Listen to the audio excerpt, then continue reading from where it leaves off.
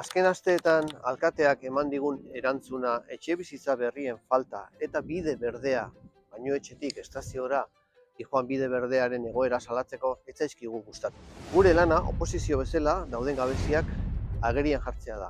Eta etxebizitzen kasuan evidentzia bat da, azken urtetan zestoan ez dela etxe berririk eraiki. Eta gure lana eta gure beharra da udalari esatea, exigitzea etxe berriak egiteko lanean jarraitzea.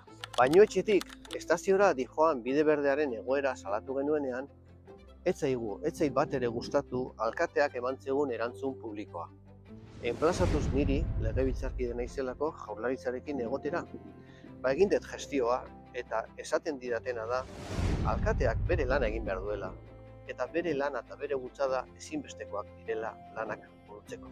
Ofizialki eman digun erantzuna izan da, udalaren hurrengo erronka dela ETS-erekin hitzarmena berritu eta Aldundiarekin elkarlanean bide berde horren mantenua sinatzea. Enplazatzen dugu, lehen hitzarmen hori eta erronka hori gauzatu dadin lanean jarraitu dezala.